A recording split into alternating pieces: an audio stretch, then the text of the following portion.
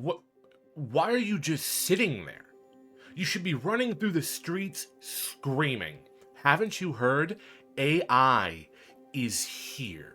It is going to take over the world, and it is starting with art. Soon, all art from painting to books will be generated by the machines. It started with digital paintings, and it has now moved on to literature. Even the written word isn't safe from our new robot overlords. ChatGPT is here to put traditional literature into a coffin and nail it shut. Tolkien? Pah! Who needs him? Anne McCaffrey? Phooey! More like Anne McAwful. Terry Pratchett? What a joke! J.K. Rowling? Actually, I'm not going to touch that one with a 10-foot pole. Moving on. I first learned about ChatGPT from a relatively small indie content creator here on YouTube. You may or may not have heard of him. His name is Philip DeFranco. You're welcome for the shout out, by the way, Phil. About 2 months ago, he made a video touching on this very topic. Why did that even interest me? Well, I am so glad you asked.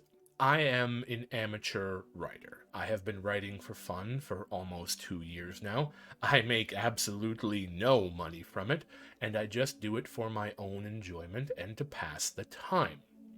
If an AI is going to take over this medium, I would be one of the first people forced out. I mean, why would you search for J Stevenson /J Stories 1 on Reddit and read my stories for free with no login required when you can log into a Google server, put your name and real phone number into an account that you neither want nor need? Also, you can have an AI collect your data as it sucks all the joy out of the creative process and writes a mediocre story for you. Anyways, our good buddy Phil asked the AI to generate a story for him. I have placed a link in the description to the timestamp on his video if you would like to listen to him read it to you. This, by the way, is the part of the video that really stuck with me, the story. While he is an excellent narrator, the story was, to put it gently, not great. I remember thinking, I can write a better one than that, and then moving on, because that's what most sane people do when they see something on the internet that they don't like. They get on with their lives. Well, there has been more and more talk around AI art in general recently.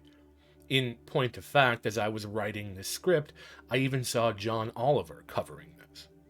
So I, as a random person on the internet, decided to tackle the topic as well. Therefore, I did write a better story. It is also linked in the description, narrated by moi for your enjoyment.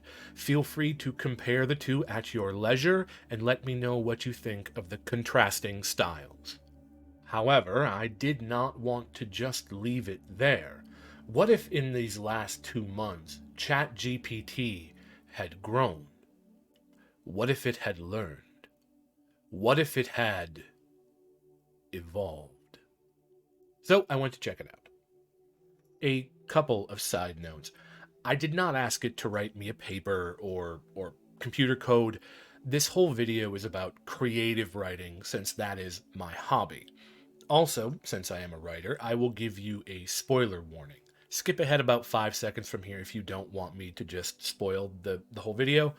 But everything I asked it to write wasn't that good. I recorded about 15 minutes out of the hour or so I spent with the software. I'll let it roll in the background. Feel free to pause and read any of the stories you wish. I'm not going to narrate them. The main problem is that all of the stories are, like the software, soulless. There is no emotion or tension in any of them.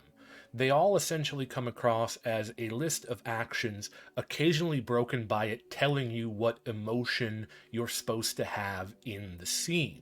Statements like, she was filled with love, or he felt fear. In storytelling, this is called telling, not showing. Which generally is a big no-no. You are almost always supposed to show, not tell. Let me explain what I mean. Instead of saying he felt fear, you explain what his physical reaction to the situation is. Something like, he felt his palms begin to sweat as his hands came up between him and the insert threat here. This gets across what he is feeling, which is fear, as well as engaging you in the story. It is a much more interesting and dynamic way of writing. It is the same with ramping up tension. Imagine, for an instance, that your significant other sends you a text message. The message says, "We need to talk, I will be over at 5 p.m." And then they don't say another word all day. You would be pacing around your house wondering what was going on. You would be tearing your hair out. You'd be biting your nails. You'd be worried. And if you were writing that scene, you would put at least one, if not more, paragraphs about how the main character is dealing with that worry and apprehension over the subject of the conversation. The AI would handle that story something like, he received the text message. He was worried. When 5 p.m. came, his girlfriend showed up. She wanted to talk about her upcoming birthday. He was relieved. It's just so heartless and flat. I spent about an hour trying to get it to type up something fun or interesting, and it never really got there. I even tried having it write poetry, which was not a great call. I'll put it on screen now, pause it if you want to read it. In my time with it, I found nothing noteworthy to comment on or show you. It's just all bland. The truth is, in my opinion, that AI art, not just the writing, is years away from taking anyone's job. I mean, I'm no painter, but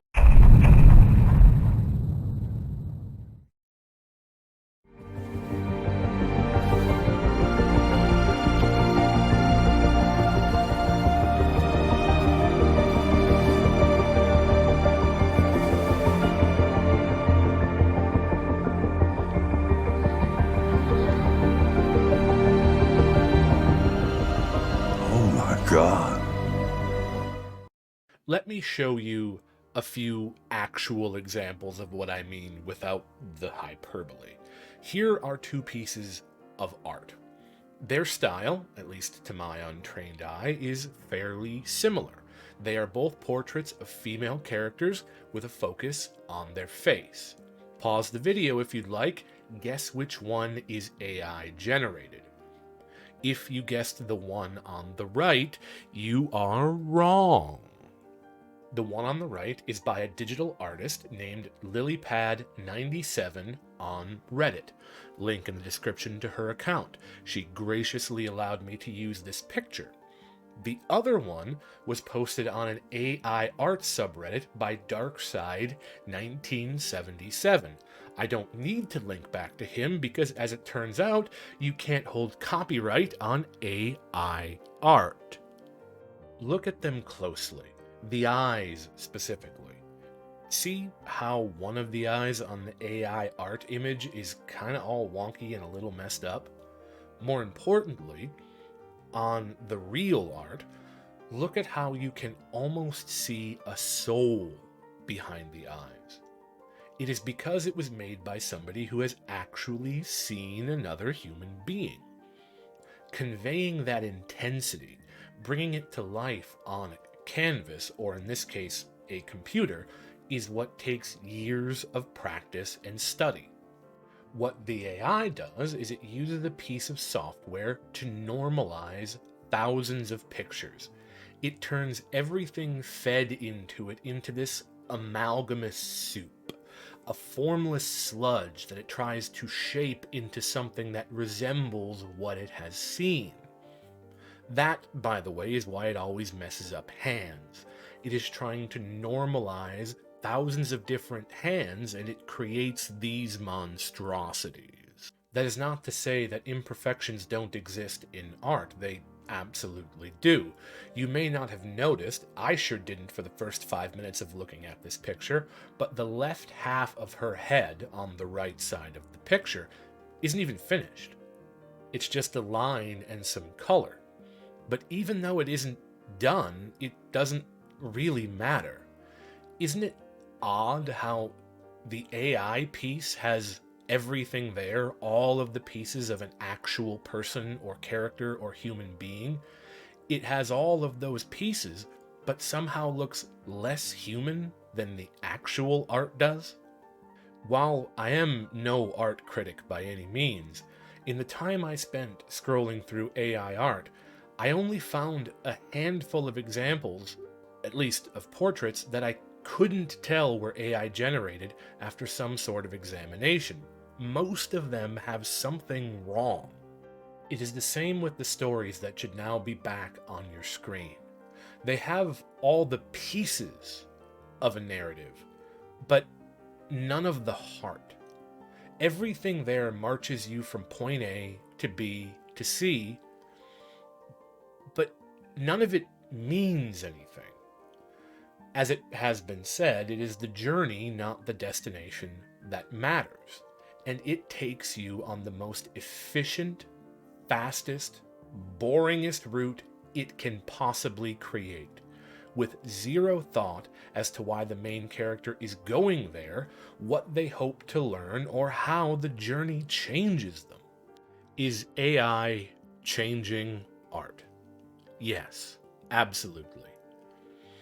I can see ChatGPT, at least in its current form, as something to be used as a tool. The stories it writes are basically what I create when I am trying to outline a story. A bare bones telling of every major plot point I need that I then use to craft a far more interesting and better story. However, in order to make that story, I have a lifetime of experiences informing me of how to realistically handle a situation. I don't know how to give a computer that. It seems to me that it could be used as a pretty effective tool, either to outline stories or maybe even make writing prompts, but I doubt it will be able to match an actual storyteller anytime soon. As for drawing or painting, I can't really speak on them. I am neither a painter nor an illustrator, but Lillie did weigh in. She was gracious enough not only to share some of her art with me, but also her opinion. I will put it on screen for you to see as I read it to you. I wrote the following some time ago. I must say that I am not an expert on the topic, nor am I a professional artist, but in any case, I think AI art is a bit like watching a marble run as opposed to a cyclist race. It is interesting to see, but those marbles just randomly follow gravity to get to the finish line.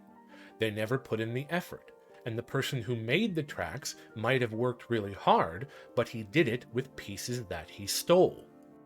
I am quite upset with the whole AI thing at the moment.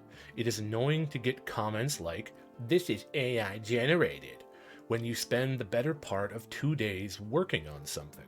I am happy to provide sketches and earlier versions, but at some point I just want to post my art and not think about it for a while. Personally, I am not affected by AI, since art is only a hobby of mine. I am luckily not competing for a job against some computer program. I do think it changes how I look at art too, feeling betrayed once I spot fantastic art that has been generated. I love finding new artists, but it's getting to the point of where's Waldoing someone's art to see if they really put in the effort to make such a piece. Overall, I'm happy it's not affecting me as much, but I do feel bad for any one of the great artists it is affecting. There you have it, an artist's opinion on the matter. It, perhaps ironically, summarizes the issue far better than I ever could. So next time you need an opinion, maybe ask her instead of a random YouTube video. Is AI art something we need to be worried about? No. At least, not yet.